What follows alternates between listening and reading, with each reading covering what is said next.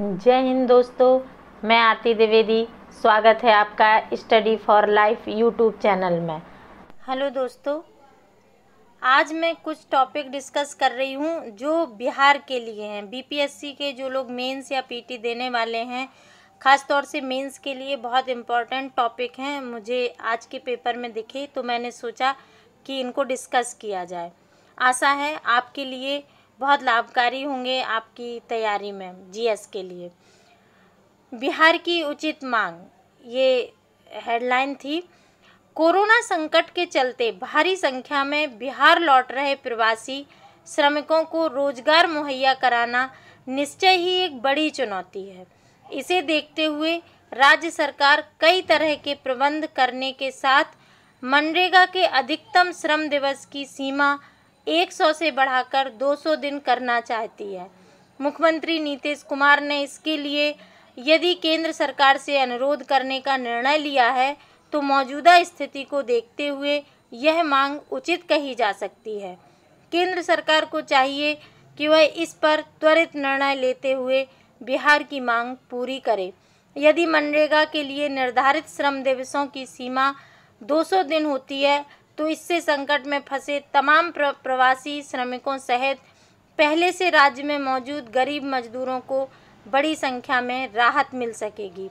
इसी तरह केंद्रीय वित्त मंत्री निर्मला सीतारमण को चाहिए कि बिहार के उप मुख्यमंत्री सुशील कुमार मोदी के उस पत्र पर गंभीरता से विचार करें जिसके माध्यम से सुशील मोदी ने पंचायती राज संस्थाओं व शहरी निकायों को 15वें वित्त आयोग की अनुशंसा पर मिलने वाले 7,434 करोड़ रुपए के अनुदान के साथ विश्वविद्यालय शिक्षकों के वेतन पर होने वाले व्यय और समग्र शिक्षा अभियान का केंद्रांश यथाशीघ्र जारी करने का आग्रह किया है। इसमें क्या है कि इससे क्या होगा कि अगर जो श्रम दिवसों की सीमा अभी 100 दिन की गारंटी देता था जो मनरेगा, वो अगर 200 दिन की गारंटी देगा तो साल भर में 365 दिन होते हैं, यानी कि 165 दिनों को छोड़ के तब भी काफ़ी लंबा समय होगा जो लोगों को काम मिलेगा। और इससे क्या होगा कि जो लोग यहाँ रह रहे थे पहले से उन्हें तो काम मिलेगा ही, और इस समय चूँकि प्रवासी भारतीय सारे मजदूर वापस अपने राज्यों में वापस आ गए हैं तो उन्हें भी काम की आवश्यकता होगी। जो अभी राज्य में काम नहीं कर रहे थे, जो अभी बाहर थे, तो उनकी समस्या नहीं थी, पर अब गांव में है तो उनके लिए भी रोजगार की समस्या होगी। अतः ये मांग बहुत उचित है और केंद्र सरकार को इस पर ध्यान देना चाहिए। अगला एक आर्टिकल था, एक न्यूज़ थी, अधर में है कचरा प्रबंधन की योजना। कचरा प्रबंधन की योजना लगातार बनती रही है लेकिन अब तक धरातल पर नहीं उतर पाई है। बीपीएससी मेंस में कचरा प्रबंधन पर डायरेक्ट क्वेश्चन भी आता है, तो आप लोग इसे करंट के तौर पर उसमें दे सकते हैं। रामचक बैरिया में बिजली उत्पादन केंद्र बनाने पर भी कई बार समझौता हुआ लेकिन योजना सिफर रही। वहीं डोर टू डोर वाहन में रखे गए गीले व सूखे कचरे के लिए रखे गए डिब्बे काम नहीं आते। कचरा प्रबंधन के अलावा ड्रेनेज का पानी शुद्ध करने की भी योजना है।